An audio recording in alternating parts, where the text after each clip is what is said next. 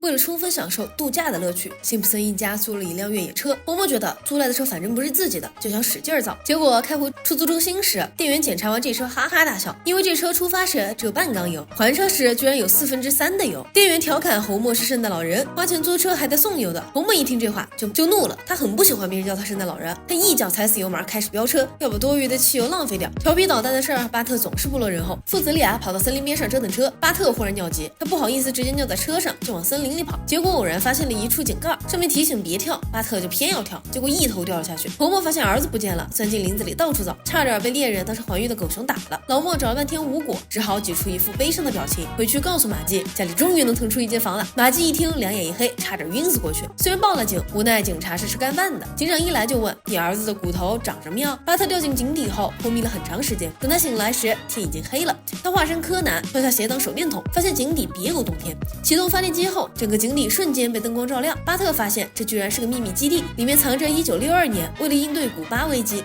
空军司令部制定的作战计划，电脑里存有录像。将军表示，如果动用春天分战，说明半个美国已经完蛋。他们准备了泰坦3号导弹作为巩固防线的秘密杀招，一枚泰坦3号导弹打出去，就能将伤亡人数减少到可接受的2亿。巴特看到导弹一时不敢相信，认为这是假货。与此同时，为了寻找巴特，几乎所有春天人都出动了，他们在森林里不断搜索。典狱长还派出了大批囚犯。鲍勃一瞧，居然是叫他去找巴特，心中顿时重新燃起了复仇的火焰。巴特对外面的事毫不知情，他想爬上深井，无奈扶梯老化严重，被他一踩就全坏掉了。他尝试拨打电话，居然打通了，他想打给老谋子。由于他经常打骚扰电话戏弄酒保，这回老谋子也不相信他的话了，军务电话没支撑多久也歇菜了。巴特彻底被困死在了井底，幸好军事基地里还有不少罐头，军粮的保质期就是鉴定，到现在还能正常食用。巴特实在没事可干，无聊之下装起了将军。另一边，眼镜仔和尼尔森找了半晌，终究一无所获。尼尔森觉得烦了，想回去，眼镜仔却表示他绝不放弃，因为比起找个新朋友，找巴特找到天荒地老要容易得多。功夫不负有心人，眼镜仔终于找到了那口井，其他人都已经放弃搜寻，大家找遍了春天镇周边。电视台迫不及待地宣布巴特已死，并推出了一档新节目《差生巴特》，一个10岁男童的死亡之谜，每晚8点红金档播出，主打一个提前吃人血馒头。眼镜仔跑去辛普森家，正要说出巴特的下落，丽莎忽然难过的抱住他。眼镜仔马上想到，如果他闭嘴不说，岂不是能一直帮丽莎？对不起了哥们儿，为了妹子只能插兄弟2刀了。典狱长看看时间，觉得大家找的差不多了，搜救工作也要朝9晚5准点上下班，周末双休不上工，面子工作已经做到位，可以愉快的宣布巴特已死。鲍勃难以接受，怒斥老天爷不公平，为何要杀死他想杀的人？典狱长把这货扔给心理医生处理，心理医生劝他放下对巴特的执念，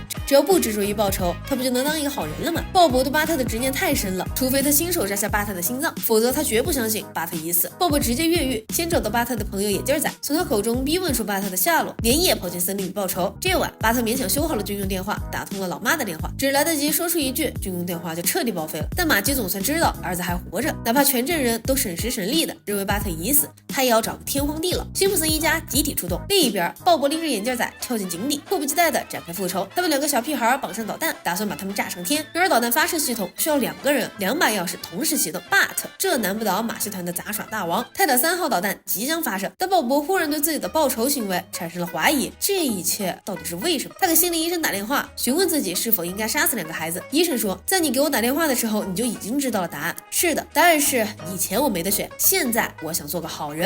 导弹最终发射了，但鲍勃救下了巴特2人。他回到监狱，老实服完刑。多年以后，鲍勃成了一个住在灯塔里、烦人又孤独的老头。那导弹落在春天镇广场上，还他妈是个哑炮！司令部的军粮质量吊打导弹呀！在一个大雨倾盆、极不适合出游的日子里，辛普森一家集体开车外出。丽莎兴奋的小脸衬着家人们阴沉的黑脸。他们今天要去参加科学会展，来看看会展上都有些什么。核能绿色、健康、无污染，还能增强体魄、延年益寿。这声明根本就是伪科学呀！一看展台的举办人，是伯恩斯啊，那就不奇怪了。展会上宣传着各种时髦主义、动物保护、素食主义、环保等等。丽莎逛得入迷，整个人都飘飘忽忽起来，自称被知识灌醉了。巴特对科学不感兴趣，瞎胡闹他最擅长。一位科学家给他表演化学实验，巴特忽然发现化学 so cool。丽莎在休息室里遇到了一位弹钢琴的小帅哥，他刚刚从醉人的知识里清醒，又陷入了爱情的醉象中。眼镜仔来送热开水，丽莎让他去找不起泡的气泡水。糊弄走舔狗后，丽莎兴奋地和小帅哥沟通感情。小帅哥年仅11岁，却自大的宣称已经有了12岁的智慧。丽莎心向往之，跟他身边的这群小鬼比起来，12岁的小帅哥多么成熟诱人啊！丽莎嘴上说着我不想进展的太快，心里已经开始想第一个孩子跟谁姓了。他自信自己才貌双全，德艺双馨，唯一上不了台面的便是老爸。另一边，自从巴特迷上化学实验后，便把树屋改造成了实验室。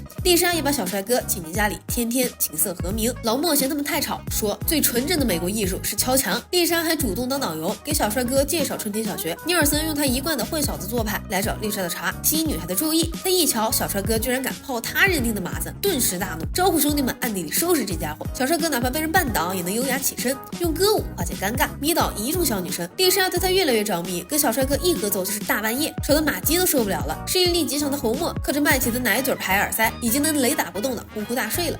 马基不得不叫醒他，讨论一下家庭教育问题。丽莎迷上帅哥不睡觉，巴特也是一做实验就熬到大半夜。马基本想去和巴特谈谈，又怕儿子骗自己，就指使侯默去谈。两代人之间的代沟往往是很难跨越的。侯默遇到的教育问题更实在，他太胖了，很难爬上树屋，甚至还没开始爬，光靠想象就把自己累趴下了。最后侯默求助911，警长秉承着胖子应该互帮互助的理念，热情的开来了升降机，帮助侯默完成亲子教育最艰难的一步，上树屋。侯默问巴特为何如此痴迷化学实验，臭小子不会是在制毒吧？巴特说这事儿应该去找乡巴佬，他是想在科学领域工作，毕竟老爸不是在核电站上班吗？他是叫子承父业，发扬光大。侯默很感动，没想到自己在儿子心目中的形象居然如此伟岸，让他不好意思告诉儿子，其实自己的主要工作是在控制室里吃甜甜圈、睡大觉。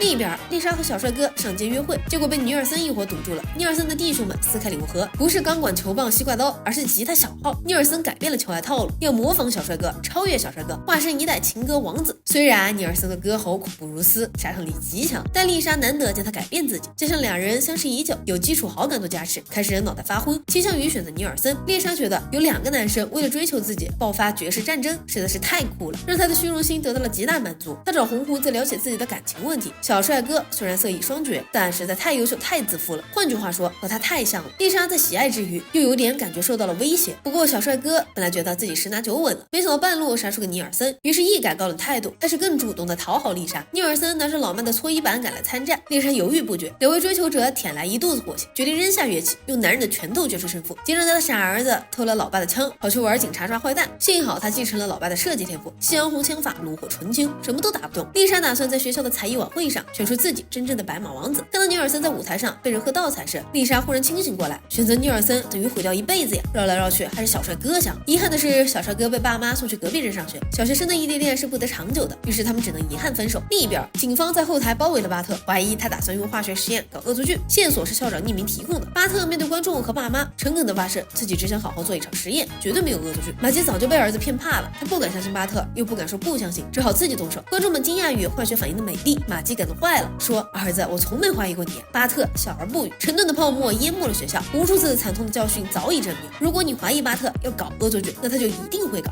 以上就是本期的全部内容，这里是草泥影院，感谢观众朋友们的关注和支持，谢士兵，我们再见。